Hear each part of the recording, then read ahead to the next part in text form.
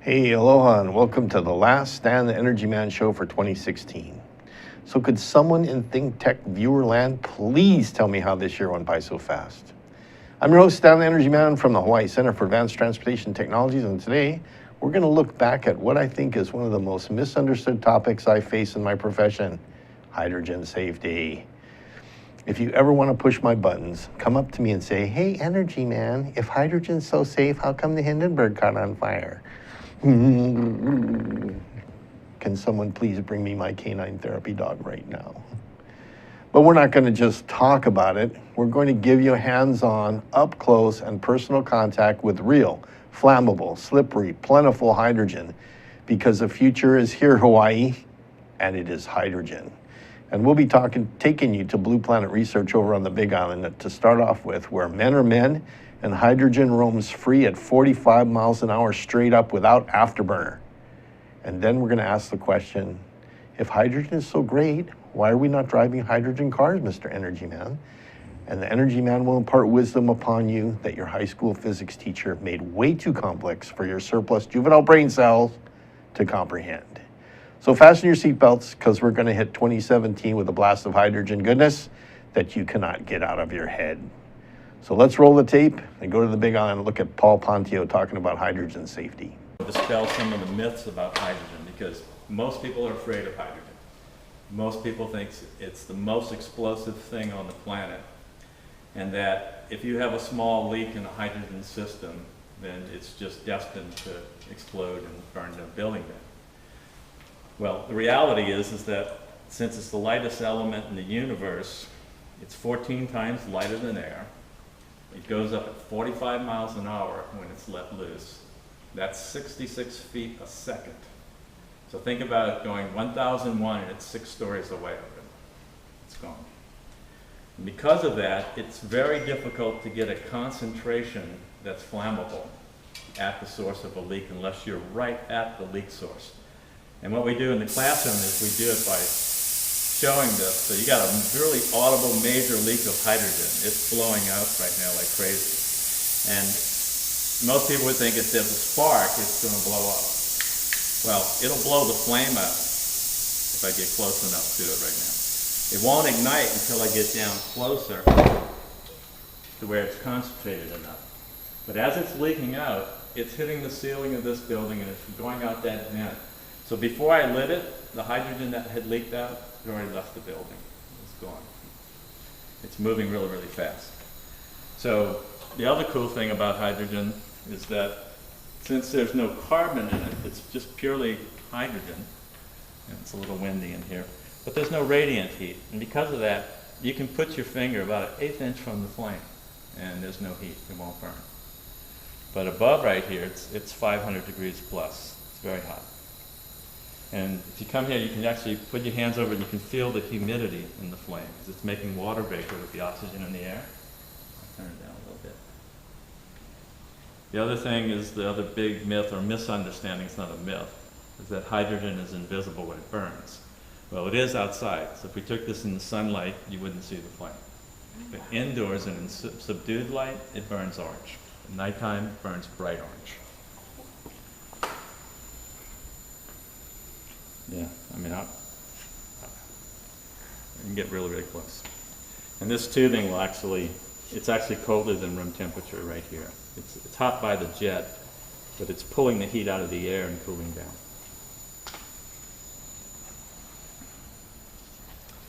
And this is a little carbon fiber tank. We used to run this off of a propane tank, which was kind of bulky and a pain. This holds twice as much hydrogen as that 5-gallon tank, but it's at 4,500 psi. And it's actually a paintball tank. And you said it was how much? 100 and what? $100? How much? Yeah, about 100. With the regulator, it's about $125, $130. So they have a nice miniature regulator. This is a super low pressure one that puts out 275 psi, which is very close to the propane tank. Yeah, you can feel the moisture. And I used to have a pot to show. But what's cool about that is if you barbecue with it, it doesn't dry your food out. Yeah. Oh, wow. The other thing to notice about the lack of radiant heat, you know, the significance of it is that if you have a fire at a fueling depot where you've got lots of hydrogen tanks stored, they're not going to heat each other up and start cascading into explosion. It's just going to go up and burn itself out. And that's usually the preferred method of dealing with the hydrogen fire. Just let it burn out. Put it out with water or something else like that, then you've got hydrogen gas ready to ignite again. So you don't want to do that. Just let it burn out. And the cars and trucks all have a thermal release valve that'll basically dump all the contents in less than a minute. So if it senses enough heat, it'll actually open the vent and let it really go. But the heat goes straight up. So if you had a hydrogen leak in a set of tanks, it would be more like a torch than More like a a torch. billowing flame. Right. And so probably that torch would be a foot or so above the tank.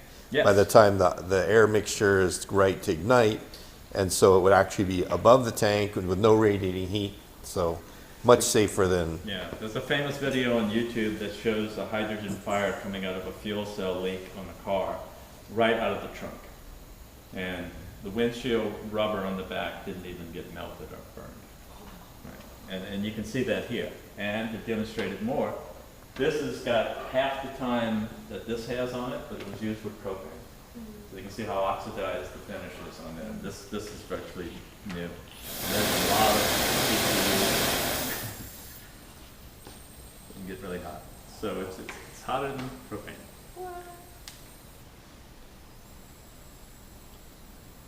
And the conversion is simple. You know, it's just a tubing with holes in it. There's no pre-mixture of the air, no jetting involved. And this little tank here will cook for about 1 hour with this burner right here. And it takes about less than 5 seconds to refill it on our filling station. I think that might be one of our ready for market type of things, is a quick little barbecue that goes Yeah, out to. and these Because look are how great. light that is compared to Oh, I heavy know. metal barbecue grill and stuff. Yeah, and dragging down a Yeah. 5-gallon, you know, there's 50 grams of, 25 grams of hydrogen in here, which is no weight at all. It's less than an ounce. The rest of it's just the steel. So this just weighs a few pounds. It's really light, and it goes with the burner. So you could have actually 3 of them, one on each leg, and get 3 hours of cooking. Go to the beach. And you can buy that canister from any people. Amazon. You're saying it burns hotter than propane, so you wouldn't need to cook things as long. Right, that's the other thing too. And plus it also puts the heat right where you want it. So you're not heating up the room unnecessarily, you're just cooking the food. And you don't have carbon monoxide issues if you're cooking inside, or if you're in enclosed, like people in the cold climates that are like using space heaters and Yep. stuff. Or even people in rural communities who are Yeah. burning wood and Yep. poisoning their families in their huts. So we're actually working on a project we call it the Bhutan stove, because it's originally intended for the people in Bhutan. And the idea is to come up, because they use wood or they use propane. So propane's really expensive. India controls all of their fuel. So it costs a lot for them, and it hits the poor people the hardest. They also have to trek by horseback to the village to go get their tanks filled up and bring them back. Or they scavenge and burn up all their wood resources. Now, this is a huge problem in Haiti and Africa and all them developed nations. People die from wood smoke inhalation. It's something like 500 and something people every hour on the planet are dying from carcinogenic stuff and smoke inhalation. So hydrogen is a good solution for that if we can come up with an economical stove. Now, the idea is to take a small electrolyzer like this one here. This is actually a little electrolyzer stack. It can actually be smaller. And that would run off of one single solar panel out in the sun. That would make hydrogen, And you could use both the oxygen and the hydrogen if you did it on demand and didn't try to store it. Storing HHO, which is what comes out when you mix the gases back together, storing it and pressurizing it is really dangerous. A lot of guys on YouTube have blown up their cars, because they didn't know what they were doing. Storing pure hydrogen is really safe because it won't ignite if there's no oxygen in there, no air. So you can compress hydrogen all you want all day long, and it's really, really safe. So the other way is to actually, so you could do it with HHO by combining the two and only having it generate the stuff on demand as you turn the stove on. So you're not storing any big amounts. It'd be a little tube full of hydrogen and oxygen. And you could keep them separated so they only combine right at the point of the burner, and then it's even safer. The other way is to take and just let the oxygen vent, or if you got some fish, aquaponics, you pump it into that. To take the hydrogen and store it into a low-cost system. Now this can actually pressurize this up to about 120 psi. So about half of what it could hold at 250. The other way is to use a low-cost storage, and we're looking at these accordion-shaped butyl rubber tanks that collapse flat. So they have an aluminum plate on both ends. As you fill them, they expand like an accordion. And then when you use the gas, the weight of it just compresses and squeezes it out. Because you don't need real high pressure. Again, 10 pounds per square inch is probably plenty for cooking.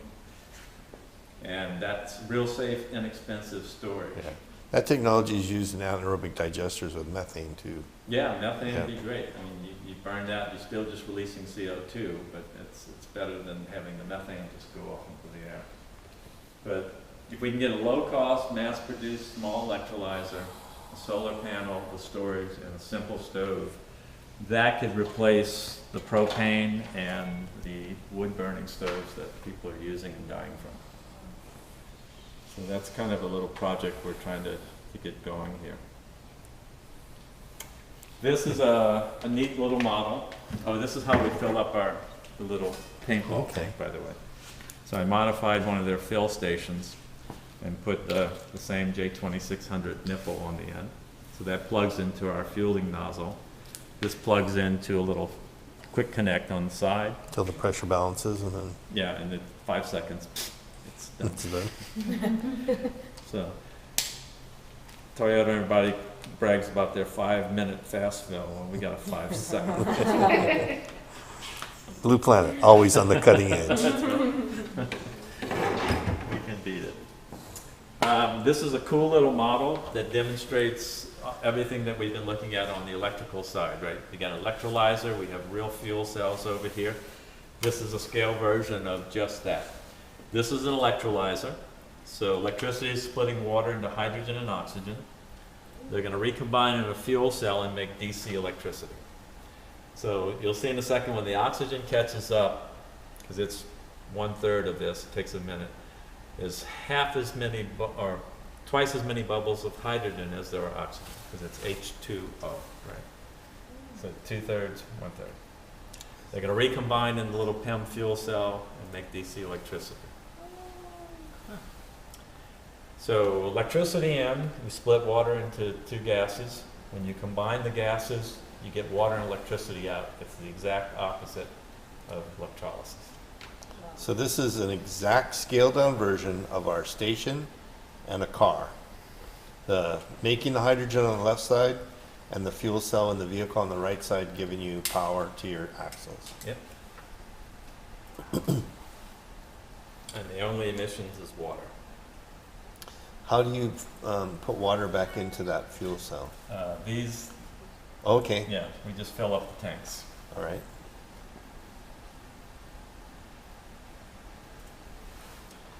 So it's doing this on less than 5 volts and less than 2 amps or 2.5 amps of power. And if it were outside, these little panels would drive it as well. There's a fuel cell on both sides? Well, they look like they're the same. When you have a small scale Electrolyzer. PEM fuel cell, it can actually be an electrolyzer or a fuel cell, right? In this case, This one's larger because we're trying to produce enough gas to be able to create the voltage in the fuel cell.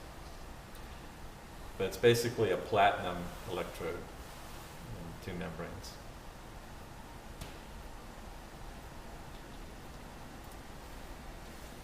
And there's enough, it'll run for 5 minutes or more now, just on a little bit of compressed gas and things.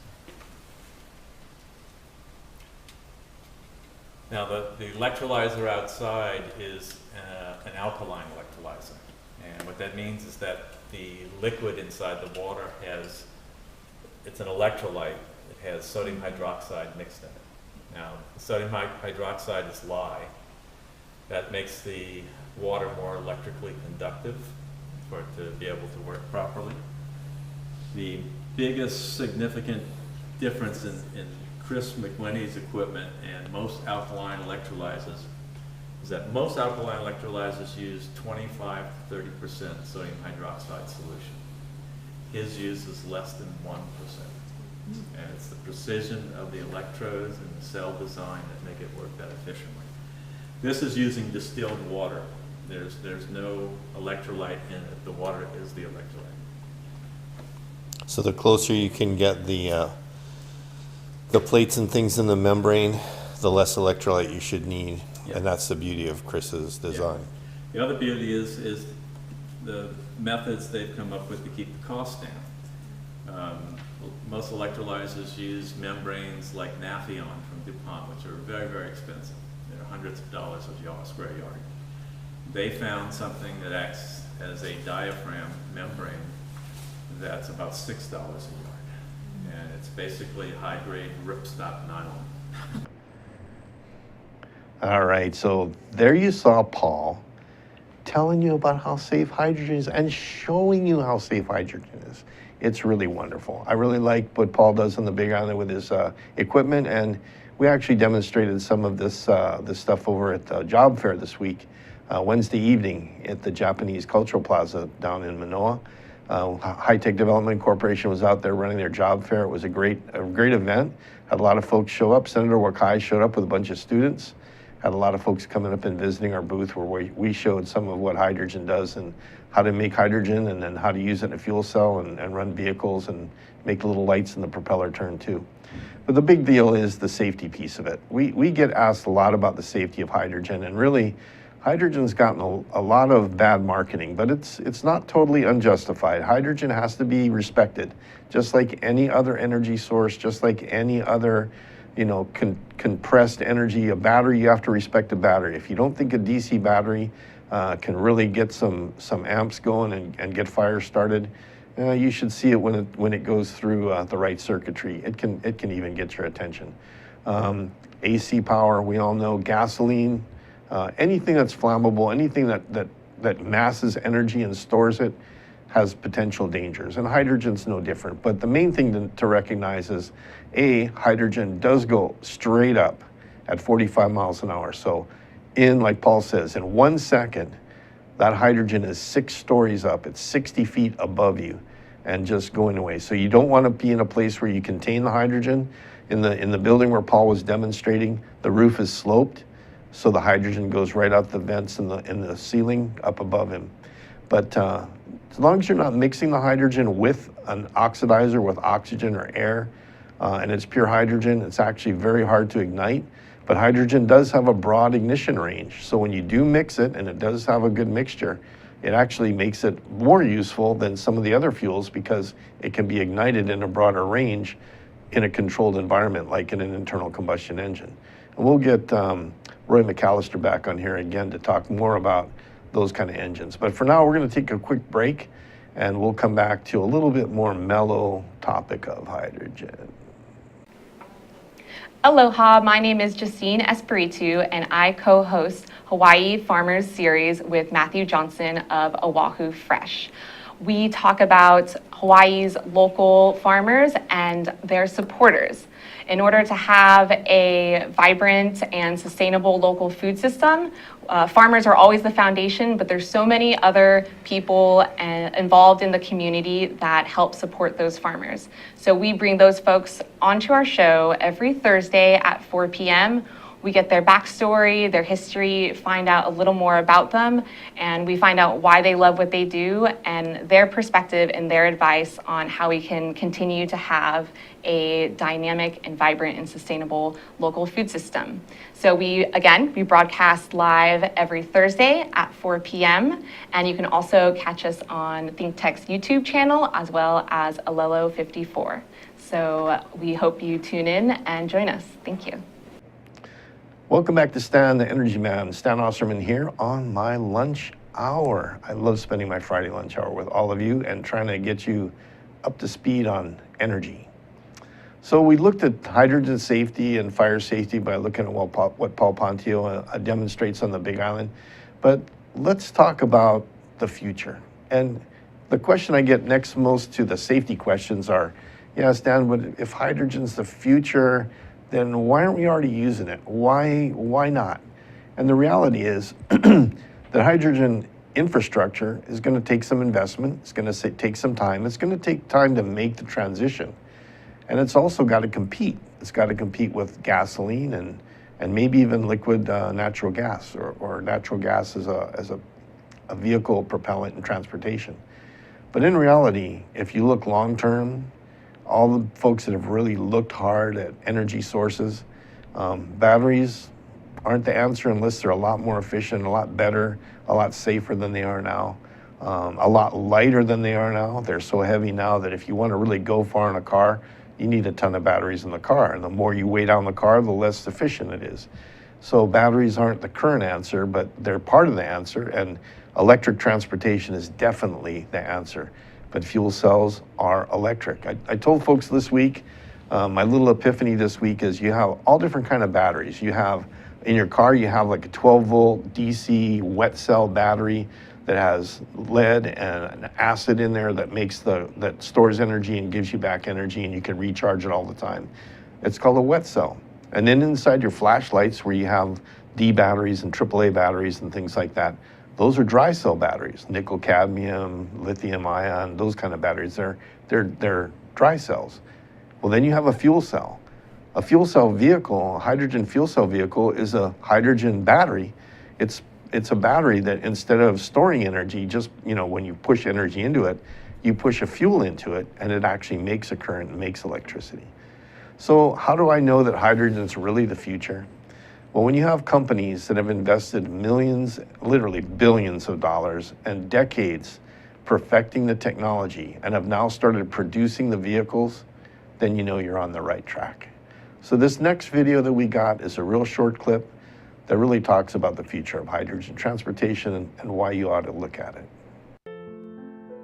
Over the next year, we'll be faced with a decision to support, oppose, or even ignore the future of hydrogen-fueled propulsion.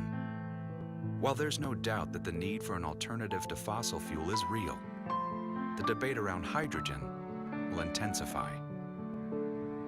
There will be the naysayers, the handbrakes who say that it can't be done, that it's unsafe, that there's no infrastructure to support it. Then there'll be the trailblazers, the first to put up their hand and put down their foot. The bold few, driven to be remembered as those who made a difference, and perhaps the ones who made all the difference. So, as we travel down this hydrogen-paved highway, ready to mark a turning point in history, the question isn't if you'll turn, it's when.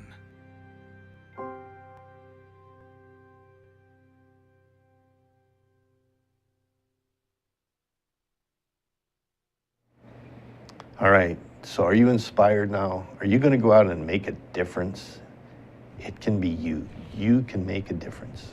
You can go out there and be part of the transformation of transportation in the United States and around the world. So that's supposed to be inspirational. I don't have a big budget like Toyota to make great videos like that, so I steal them from Toyota and show them to you. But really, it takes everybody to learn and understand hydrogen and not just take all the old hype that was meant to keep you from getting into a new technology and keep running gasoline-powered cars. But let me give you a little bit more to think about and why I think hydrogen is the right thing for the times right now. What you have with carbon-based fuels, hydrocarbon fuels, gasoline, propane, methane, methanol, and you have liquid natural gas, compressed natural gas. They all have carbon in them. And you noticed in that last video, the buildings that were crumbling, they all look like they were pieces of coal coming off the buildings. Well, we always just kind of used coal and burned it up and used oil and burned it up because it was cheap. There was a lot of it. But guess what we're finding now? The next technologies, those batteries, the next batteries that are going to be better than lithium iron or lithium ion, they're going to be made from carbon nanofibers, nanotubes, nanorods, nanostructures, buckyballs. The new technology that's coming out to give you battery storage is going to be carbon-based. So if you strip away the carbon from all those carbon-based fuels and you take that carbon and sell it, you make more money on the carbon than you make on the gasoline that we're burning in our cars. So literally, if you look at it from today's perspective, carbon is a valuable, valuable asset. And we shouldn't be stuffing it into engines and burning it. That's like taking money and burning it. If you don't believe me, go down to Fiberglass Hawaii and go over to my friend Ted Wilson there and say, hey, I want to buy a roll of carbon fiber from you. And get your wallet out and get ready to write a really big check. Because they have carbon fiber there. You can make a carbon fiber surfboard if you want and glass it all in carbon fiber. But you find out how much a carbon fiber costs, and it'll just drive you crazy. It's probably 6 or 8 times what regular fiberglass costs. But it's also really strong. By weight, it's stronger than steel, and it's lighter than steel. And it conducts electricity better than copper. So think about the possibilities of starting to make circuits and things that can be totally miniaturized by using carbon. And think of structures, buildings, furniture, cars, airplanes that we can make lighter and faster and better because we're making it out of carbon. And that's the byproduct when you make hydrogen out of a carbon-based fuel. So instead of burning that carbon and basically throwing it into the air as carbon dioxide, carbon monoxide, you just save the carbon first and make durable goods out of it. And there you go. Use the hydrogen, the energy in the hydrogen to drive your car, your electric car. So think about that and think about all the different values that hydrogen can bring to bear. When you use an electrolyzer to make hydrogen for your vehicle, you're also making pure oxygen. The hospitals need pure oxygen. Welders need pure oxygen. Industry needs pure oxygen. So you even have byproducts that are saleable and marketable that help you when you're making hydrogen. So think about how we can make a difference. We're going to wrap it up here with my favorite video. It's kind of tongue-in-cheek, and it actually answers the question, what should we pick, batteries or hydrogen? And a lot of people think hydrogen is just too hard to get. Well, this is a video that I think will make you smile, and I hope brings around the reality that hydrogen is not too hard to get. Hydrogen is the most abundant element in the universe. It's in almost everything, from water to trees to grass. That's what makes hydrogen such an exciting fuel. But the critics have been vocal. Some have even gone so far as to call bullshit. And they're right, but not in the way they think. I'm an engineer, and these are cows. And all of this manure has hydrogen in it. Let's see if we can use that hydrogen to get a car to really run on bullshit. Let's go.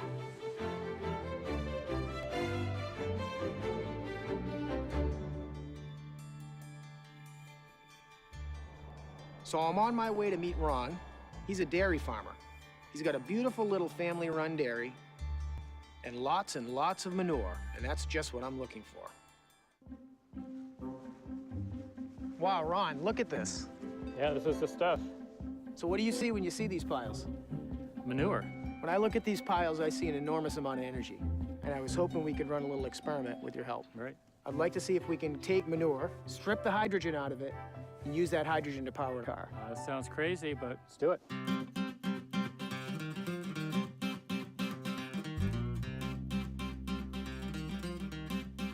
All right, Ron, thank you so much. I'll bring you back for the good part. Look forward to it. All right. So now that we have our truckload of manure, we're on our way to the digester, which is basically a big poo lagoon that breaks down our manure and releases some lovely smelling raw biogas. Then we're collecting some purified gas off the other end and taking it to a steam methane reformer. This is where the real magic happens. Using steam and heat, we can strip out the hydrogen, which should then be able to power our vehicle. A moment of truth.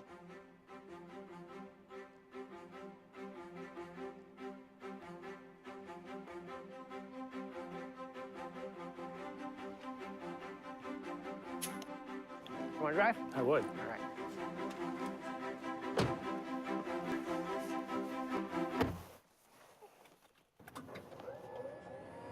Well, it started.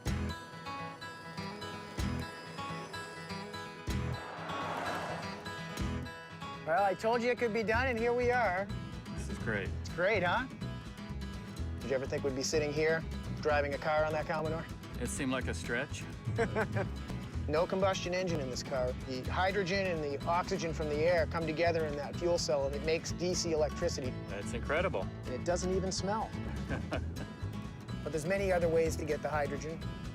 We just demonstrated one with this process.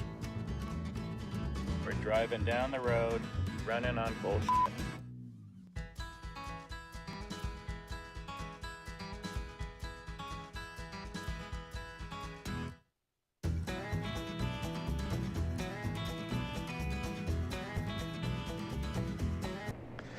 So there you have it. You can make hydrogen from an electrolyzer, you can make hydrogen from methane, and by the way, methane, the stuff that comes out of the cows in their poo, and that they capture in that anaerobic digester, is one of the worst greenhouse gases going. So if you're worried about climate change, you take that methane, you turn it into hydrogen, you run your cars. So I'm gonna keep pounding my hydrogen desk as hard as I can until all you guys finally get this stuff. But for now, we'll give you a break. Hope you enjoyed the show. And if you get a chance to read up some more on hydrogen, go into Wikipedia and look up hydrogen and make yourself smart on hydrogen, because it's really the future. Until next week, Stan the Energy Man signing off. Aloha.